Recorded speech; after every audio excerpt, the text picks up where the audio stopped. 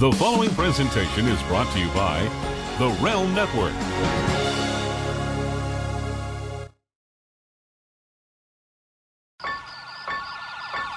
Welcome to the Beauty and the Beast show. Beauty and the Beast flow. Goddamn, Scott Gale looking like a creep show. I think I'm seeing things. Sarah lost the top. You can watch this podcast with the volume up. TV shows to wrestling. That's the brand. It's Hey guys, welcome to Beauty and the episode 18. I have Guy with me co-hosting. Scott couldn't be here today. We have a special guest, Glenn Moore. He was a contributor for Cleveland.com, and he also hosts his own podcast called Dinner with the King with Jerry Lawler. Glenn, how are you? I'm well. How are you? I'm good, thank you. Guy, do you want to start off with the first question? Yeah, sure. Glenn, how'd you get your start in broadcast? So I went to school for sports journalism and did that. And I started my own website about 9 years ago covering Cleveland sports, and just got used to being in front of a camera and doing the podcast business. And that kind of went into Cleveland.com. I was a sports reporter. I covered the Browns, Indians, and Cavs in Ohio State. Did that for a few years. And since then, I've been freelance reporting and freelance editing, and also podcasting. And like you, Sarah mentioned, I do the podcast with Jerry Lawler, and I have my own podcast. This is Awesome Wrestling Show that I took a hiatus from, but trying to get back up and going. The King, Jerry Lawler, is very demanding, so doing stuff with him is very time consuming. But yeah, that's basically how I got into it, and just plugging away, networking, and doing shows every week. How did you guys end up meeting? So I used to do TV a little bit, and I was on TV, an Cleveland Indians pregame show, and I was there on camera, live on TV. Door opens to the studio, and in walks Jerry the King Lawler. Now, I love Jerry Lawler since the Attitude Era, even before that. So I was kind of like, wow, Jerry Lawler's here. So I introduced myself when I went off camera because he was coming in after me.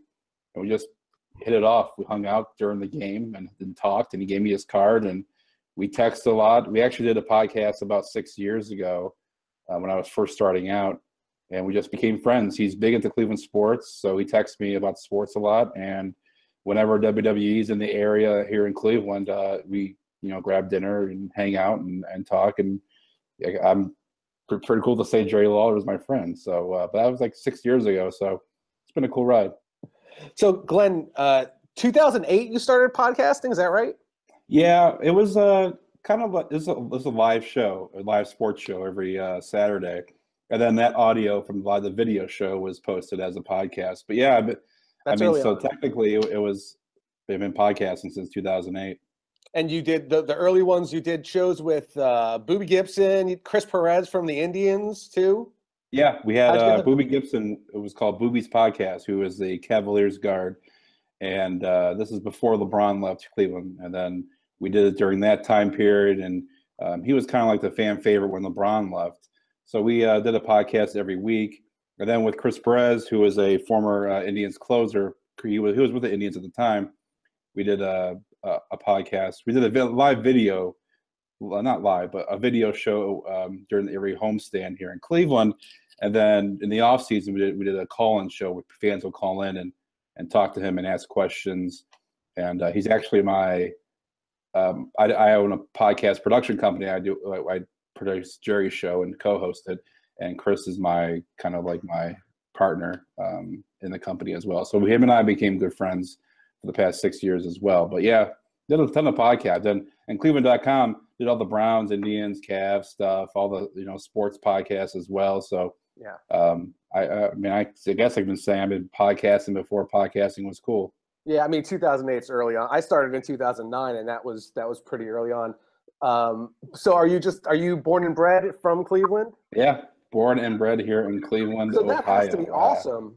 I mean, I've never lived anywhere else other than Northeast Ohio, which is kind of. I love the beach. I'm a beach bum, and it's kind of I want to move to a beach, but I can't leave Cleveland. My family's here. The work is here, but you got put in Bay though. So say what? I said you got put in Bay, right? I mean, that's like an hour away, but Okay. I'm 33 years old. I'm like past the party scene of like Put in Bay. But as a kid growing up and then becoming an adult, and your job is working with a Cleveland Indians pitcher and a guy from the Cavs and stuff like that, has to be pretty awesome for you too. Yeah, I mean, you get to know a lot of things you probably don't want to know about, like the teams, behind the scenes stuff when you're media in the locker room a lot. Yeah. But to become friends with a few of the guys, there's a couple other people I text with, former players and current players. LeBron knows my name, like, when I cover the Cavs, say, "What's up, Glenn?" Like, I mean, he's probably the greatest basketball player to ever live, in my opinion. So it's pretty cool that he, knows who I am and whatnot. And some of the players too. There's some other players that you just don't talk to because they're not media friendly. But a lot of people, I mean, it's pretty cool to become friends with some of the players. Albert Bell, I guess that's after. That's way before my time. Yeah. I love to hang out with Albert, but I met like some of my heroes, like former Indians players, Kenny Lofton, Carlos Baerga, Manny Ramirez, those guys that I grew up watching, and to be able to just interview them, or even spending 5 minutes talking on the side with them it's a dream come true to me. Absolutely. Sarah, I don't want to. Who would you like to interview next? You know what? Jerry on the podcast does not want any guests. He does not want to be calling like his buddies to come on the show. But I always kind of like, dude, let's call Stone Cold up and get Stone Cold on the show. Like Stone Cold Steve Austin would be amazing to have on. Yeah, he did Vince Russo's show, I think, a few times too. Yeah, I mean, him and Vince are probably best buds, so it's probably easier to get Stone Cold on your show when you're Vince Russo, or even, I mean, Jerry probably could get Stone Cold, but I don't think Jerry wants to do that. But I'd love to do Stone. I've interviewed The Rock before. Did a video interview with The Rock, which was pretty amazing. But Stone Cold's like number one. Is that because he's your favorite all-time wrestler? Yeah, and I just feel like it would be a cool interview. I feel like it would be, just kind of like off the wall. His podcast is pretty good. Obviously he's Stone Cold Steve Austin. We all know about that. But he's one of my favorites. I would just love to, BS with him for half an hour. I think it'd be pretty cool. Have a few brewskis. So I listened to one of the episodes on your podcast, and it was about Andy Kaufman and one of the matches he did with Andy Kaufman. What were your thoughts on that? I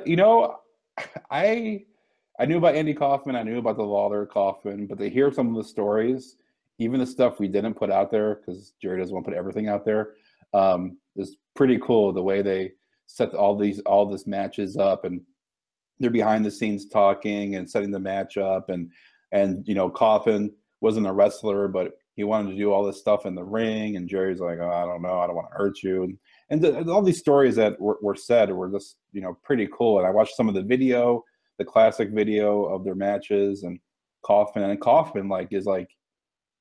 he would be one of the best heel wrestlers, even nowadays. His promos are amazing. I love him. I just thought he was awesome. I thought he was a genius for the stuff he did on camera. Yeah, especially the Tony Clifton stuff, where he was his alter ego Tony Clifton, and he is just a jerk and just degrading everybody. That's just I don't like comedy that's just the stuff we see on TV now. I think it's too PG. There has to be the bad guy comedian. There has to be the jerk that's going to make fun of you, and you're going to hate, but you want to see more of them. I love the kind of comedians. I think Kaufman was a genius. Yeah. Do you think he's still alive? I was just going to say that. I wouldn't put it past people, but for the past 15 years of social media and the internet, you feel like it would be harder for him to hide if he was still alive. But would anybody recognize him at this point? Is the question. True, but you would think that someone would know to post something. Maybe. I mean, I know he has friends, Bob Zamuda and all these other guys that maybe. Not too long ago, someone posted something on a website. It was like a legitimate news website, and it had a photo of this guy who was supposedly Andy Kaufman living in New Mexico. Yeah. Did you see that article? Yeah, stuff like that. And like there was another article I read that in 2015, like the anniversary of his death, he was going to reveal himself to be alive or something. But that is past. And somebody's definitely played Tony Clifton in the last few years. Like somebody's gone out looking like Tony Clifton. I know. There's been a few like people that have played, like, you know, Bob Zamuda, like his best friend is still alive. He does the Tony Clifton bit. But there's been a few, like, you know, the people that have done the Tony Clifton bit. But if to answer your question, I mean, if I had to bet, I mean, I would say he's dead, but I'm hoping he's still alive. He's going to reveal himself in some grand scheme. I'm hoping this podcast, I've been telling Jerry, I'm like, maybe this podcast will get him out. We're talking about him so much, but that would be amazing. Highly doubtful. And how would you book him? That's the real question. Well, I guess Jerry would be the one to book him for you. Yeah, I'm sure he would reach out to Jerry. I mean, Andy Coffin wouldn't reach out to me, but I'm sure Jerry. But then maybe Jerry's in on it. Maybe Jerry knows for sure, and he's not telling me. I don't know. That's true. And what we were saying about, you know, him telling you the behind-the-scenes stuff that he doesn't want on the air, that's probably the coolest stuff, right? I mean, that's the stuff you're like, oh, man. Like, yeah, I wish we could tell that. Because Jerry has talked about some stuff that he hasn't talked about before because, you know, Jerry has done a ton of shoot interviews. You know, he's talked about everything underneath the sun. So we try to like do stuff that he hasn't talked about, or, you know, stuff that he wants to not really want to talk about, but stuff that he will share a little bits at a time. But there has been some stuff like, you know, with the Kaufman that he doesn't want to share on, you know, on the podcast. But he's been wide open with talking about other things from the Attitude Era, or you know, people wrestling in general, the Undertaker when he retired, just like stuff like that. He's been pretty open about. So since working in the wrestling industry, have you had any like interesting hookup stories? So you're asking if I've used who I am to get laid in wrestling? No, not necessarily. But do you have like any groupies? Creepies? I mean, probably not as many as. Say what? Groupies. Groupies. I don't have any groupies. I'm a single man here in Cleveland. I don't have any social media groupies. I mean, there is the occasional DM that I get, but I'm sure the groupies aren't as much as maybe you get. So no one famous yet? No one famous has tried to get with me? Yeah, no, or you try to get with them.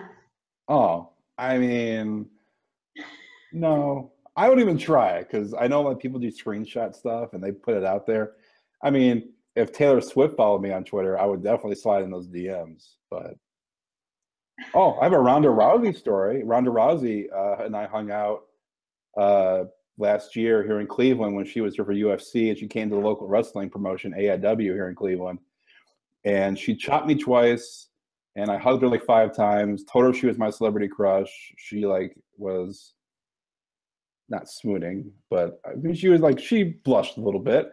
And then she followed me on Twitter, which was nice. I guess that's like interesting. Wait, did you say she chopped you twice?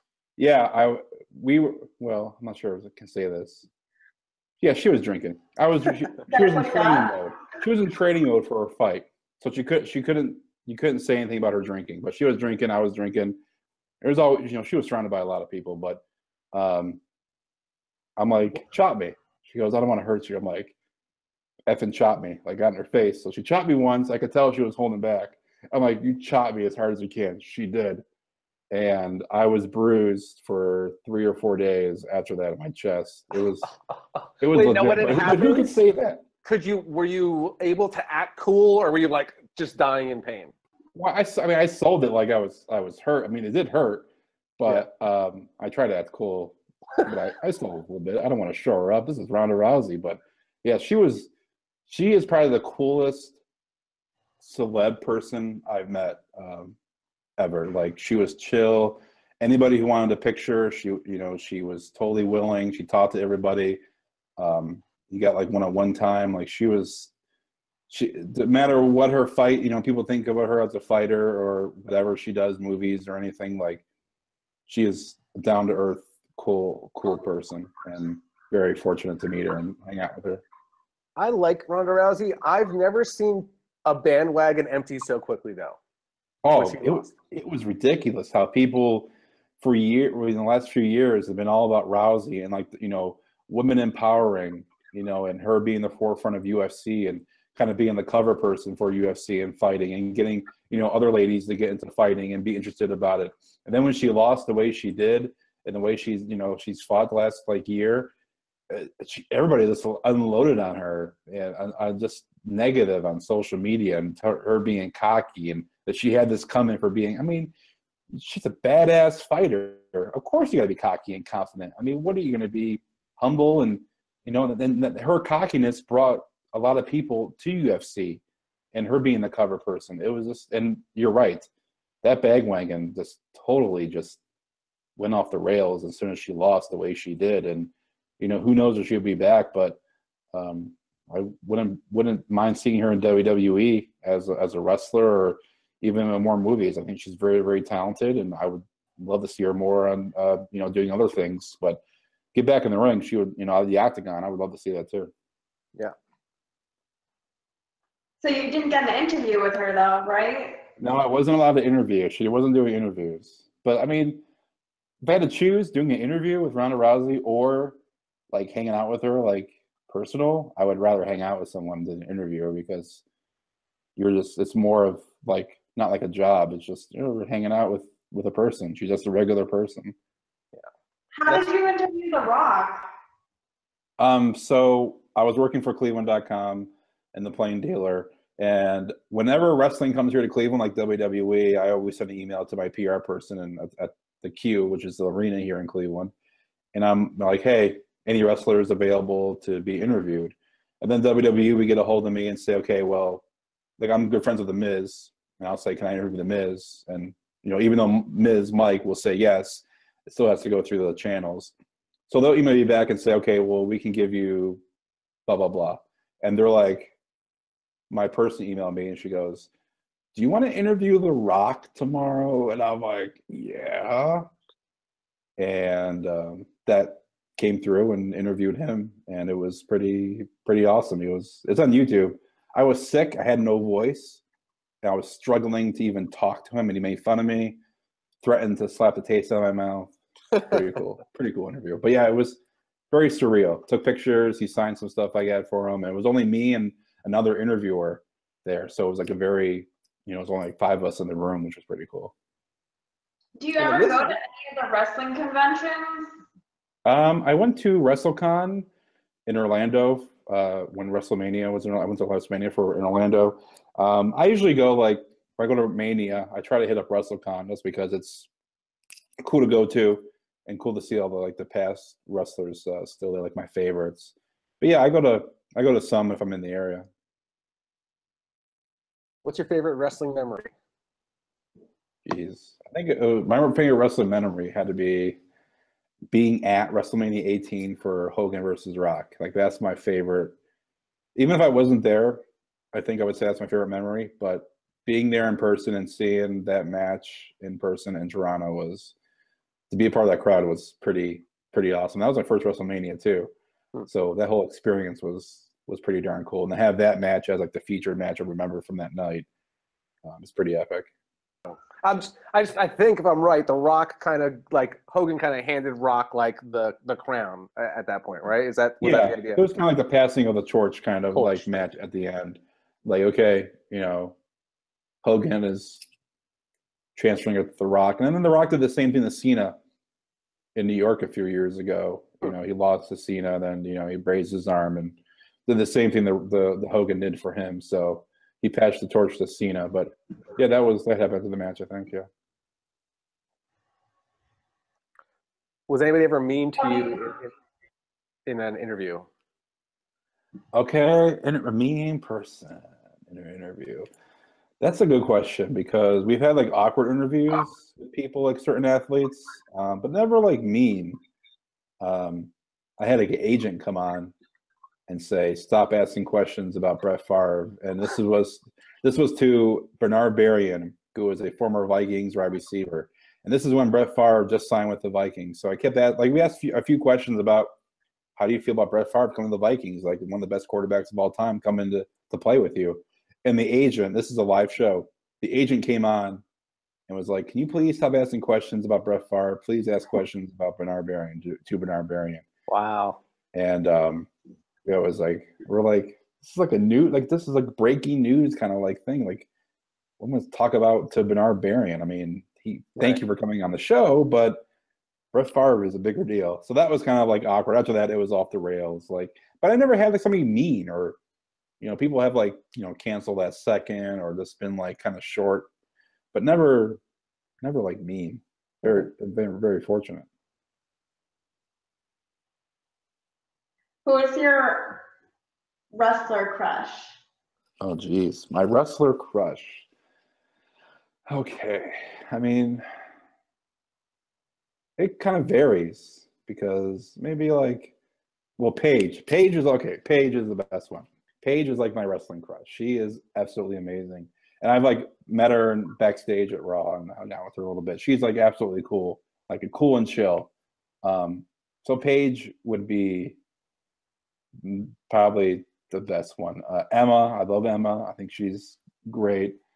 But did you ever ask any of them out? Say what? Did you ever ask any of them out? No. Summer Rae, we hung out at the WrestleMania after party. We had sushi together, but that's like not a date. None of the glorious ladies of wrestling either. Never got to date any of them. I was just being silly. Oh. So you also in 2014 you founded something called Pod Avenue.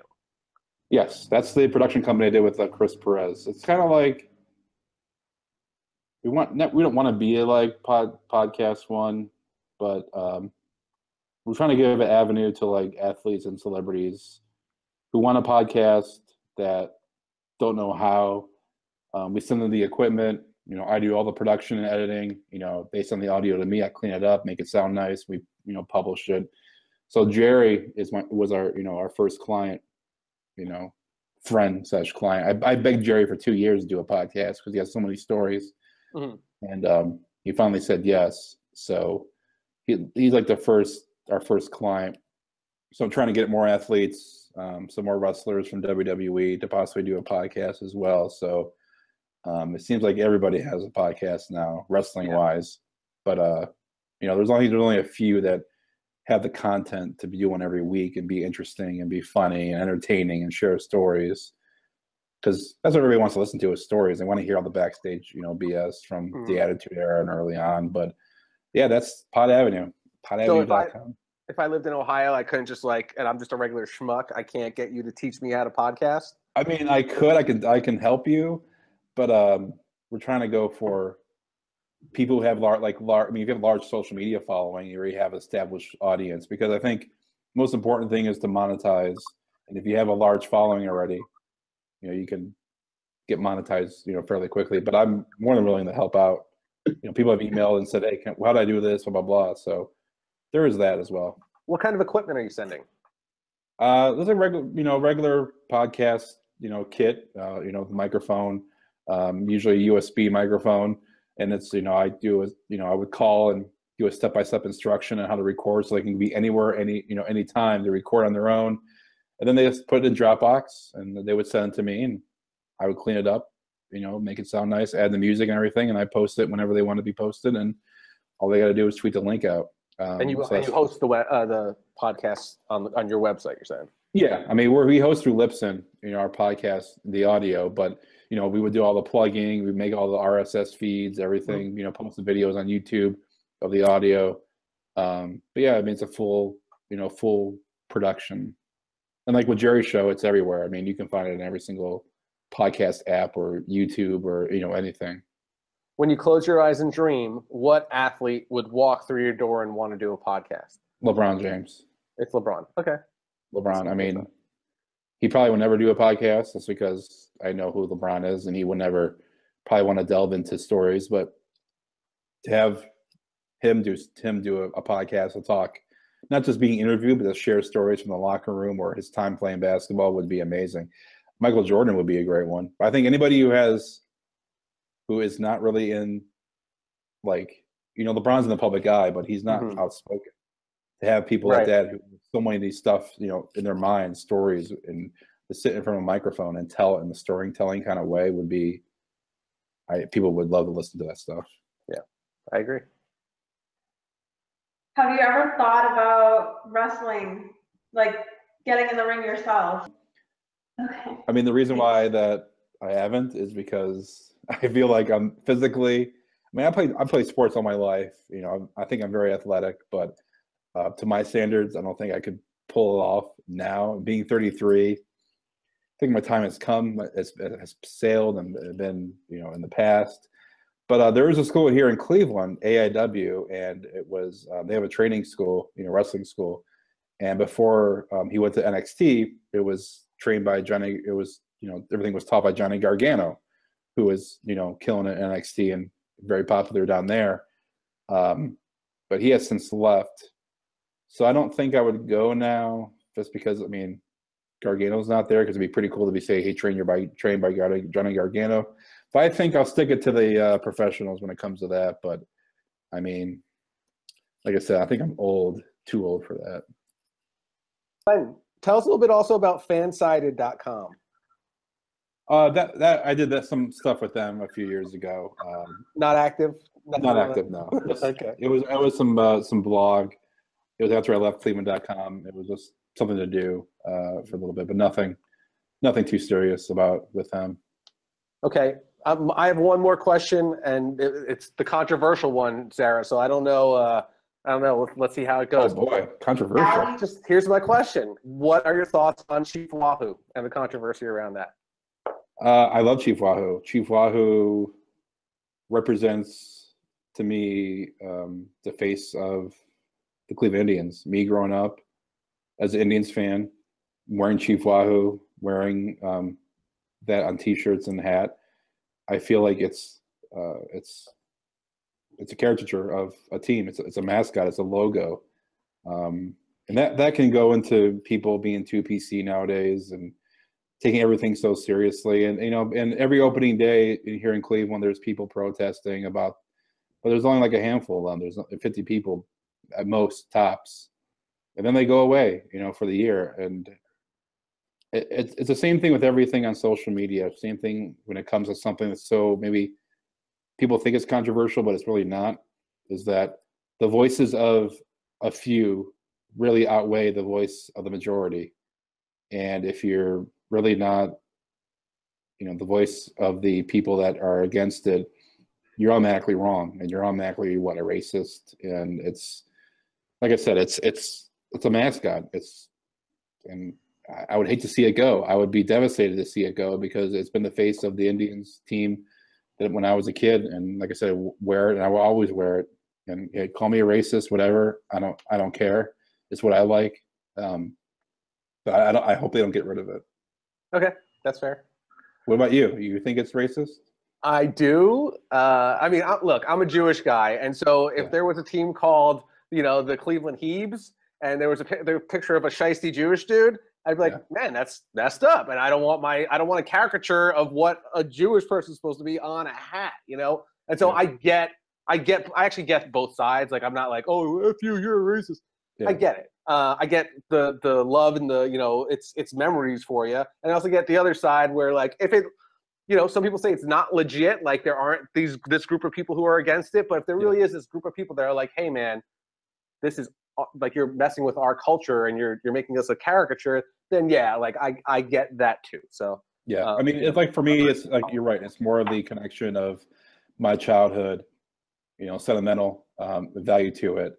But then again, you know, outside the people hanging out outside Progressive Field on one day of the year, you know, I've never met a Native American person be offended by the Indians logo, or, you know, when I talk to people, you know, they don't see a problem with it. Like I said, it's a voice of a few that outweigh the voice of the majority. But with anything, you're going to have people who don't like it. But of course, they say, call me racist, whatever. But I don't think it should be, you know, banned. Yeah. Sarah, is Glenn a racist? No. Glenn, you're at Glenn Moore, CLE, GLENN MOORECLE on Twitter, yes, correct? Sir. And Yes, sir. theglenmore.com. Yeah, that's my personal website. You can follow me on Instagram, gmorecle.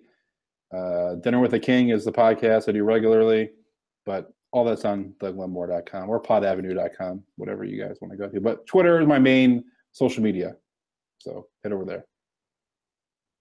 Go over there and curse like Glenn. People find you. What's that?